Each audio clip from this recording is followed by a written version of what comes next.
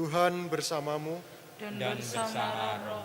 Inilah Injil suci menurut Markus. Dimuliakanlah Tuhan. Sekali peristiwa datanglah orang-orang Farisi dan bersoal jawab dengan Yesus. Untuk mencobai dia, mereka meminta daripadanya suatu tanda dari surga. Maka mengeluhlah Yesus dalam hati dan berkata, "Mengapa angkatan ini meminta tanda?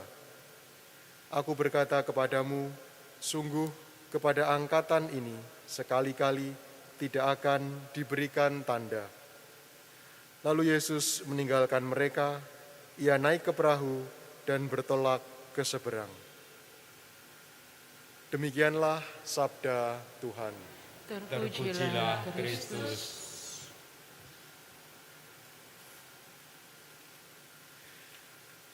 Romo, bruder, suster, bapak ibu, rekan-rekan muda dan adik-adik, marilah sore hari ini kita merenungkan tentang tanda.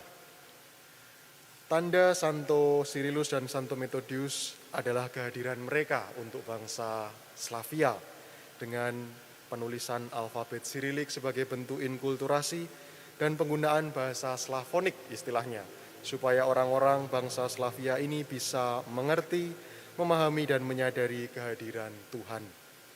Dan bacaan-bacaan sore hari ini mengajak kita untuk merenungkan apakah kita juga meminta tanda seperti orang-orang Farisi ini untuk menguji Tuhan, atau kita belajar menyadari kehadirannya dalam situasi hidup kita. Tanda-tanda yang diberikan Tuhan lewat perjumpaan, lewat pengalaman-pengalaman kita. Bacaan pertama yang baru saja kita dengarkan adalah awal dari surat Yakobus, menjelaskan mengenai siapa penulisnya dan siapa penerimanya. 12 suku Israel dalam perantauan, mereka yang terpencar-pencar. Dan di dalam bacaan ini dijelaskan tema-tema semacam indeks yang nantinya Santo Yakobus akan menjelaskan lebih dalam lagi di dalam seluruh suratnya. Contoh tema tentang rahmat di tengah ujian atau pencobaan, kesempatan untuk bertumbuh di dalam iman, juga tentang godaan-godaan yang bisa muncul di dalam komunitas Kristiani. Dan Santo Yakobus menunjukkan kepada kita bahwa pengalaman ujian itu sebenarnya merupakan kegembiraan. Kenapa bisa merupakan kegembiraan? Karena dalam pengalaman ujian atau krisis atau cobaan bagi hidup kita memaksa kita untuk berhenti untuk berpikir, berhenti untuk kemudian melihat kenyataan ini secara menyeluruh, mencari jalan. Seperti dalam masa pandemi ini, krisis yang kita hadapi memaksa kita untuk kadang berhenti sejenak, apalagi ketika isoman, berhenti dari pekerjaan sejenak, berhenti dari kuliah untuk isoman, kecuali tetap WFH. Dan dalam situasi ini pula krisis bisa menjadi kesempatan untuk kemudian melihat talenta kita, berkat khusus yang diberikan Tuhan yang semakin tersingkap dan lebih berkembang lagi. Jadi krisis atau keadaan dalam ujian merupakan kesempatan menjadi sadar, membuat mata kita menjadi terbuka akan tanda-tanda dari Tuhan, mengenali kehadirannya lewat orang-orang yang membantu kita, yang mendukung, yang mengunjungi kita untuk memberikan support mereka. Dan Santo Yakobus mengundang kita untuk menatap krisis dalam kerangka ini, pertumbuhan dalam iman, dalam terang iman Kristiani. Lalu pertanyaan yang bisa kita renungkan, apakah kemudian kita menjalani ujian atau krisis atau cobaan yang kita miliki sebagai kesempatan untuk semakin mengenal diri, semakin mengenal sesama, dan semakin menemukan Tuhan lewat tanda-tandanya. Atau malahan kita ngelokro, gitu ya, malah kemudian menyerah, waduh ya sudah, tidak berbuat apa-apa. Tuhan menguji kita untuk bertumbuh, bukan sebaliknya kita yang malah menguji Tuhan, apalagi demi kepentingan kita. Dan berbicara tentang itu, teks Injil hari ini membahas tentang diskusi Yesus dengan orang-orang Farisi. Orang-orang Farisi yang meminta, sekali lagi, tanda dari Yesus. Dan sebenarnya mereka meminta tanda ini setelah Yesus melakukan berbagai macam tanda yang mencolok, penyembuhan, juga dengan pemberian makan kepada 4.000 orang.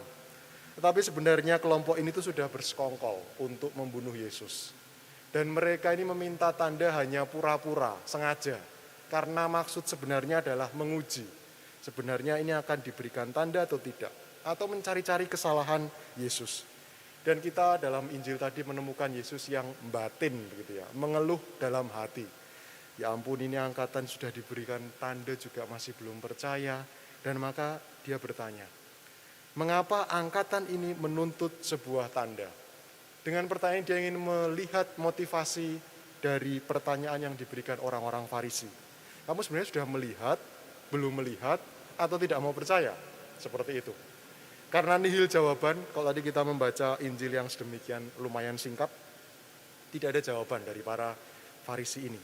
Maka Yesus pun menolak permintaan mereka dan membiarkan mereka lalu ditinggalkan pergi. Saudara-saudari yang terkasih, kabar gembira, kabar keselamatan bagi kita senantiasa disampaikan lewat kata-kata, lewat tindakan, lewat perjumpaan, lewat tanda-tanda yang Tuhan berikan kepada kita. Dan kabar keselamatan ini diberikan tanpa paksaan, tanpa keangkuhan, juga bukan show off apa yang dilakukan Yesus dengan mukjizat, keajaiban, penyembuhan, melainkan sebuah tawaran, undangan.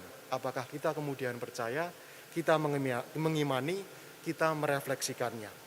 Dan tanda-tanda itu sudah diberikan kepada kita. Dalam Injil, contoh bentuknya adalah penyembuhan, mukjizat, harapan dan kegembiraan bagi setiap pribadi di tengah kesukaran, kedamaian bagi orang-orang yang dijumpai Yesus. Dalam keseharian kita bisa menemukan lewat pengalaman-pengalaman kita di sekolah, di tempat kuliah, maupun di tempat pekerjaan ketika kita bertemu dengan orang-orang yang dengan penuh semangat mendukung kita ketika sakit, ketika kita mungkin tidak menemukan jalan untuk menyelesaikan persoalan dalam pekerjaan. Hal-hal semacam ini yang bisa kita maknai sebagai kehadiran Tuhan yang memberikan tanda kepada kita untuk percaya, untuk mengikutinya dan semakin mengenali Dia.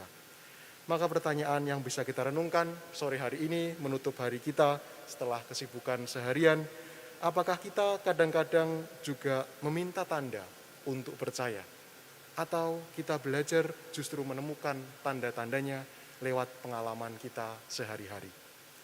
Maka marilah kita mohon rahmat untuk mampu mengenali tanda-tanda kehadiran dan penyertaan Tuhan dalam peristiwa-peristiwa hidup kita. Amin.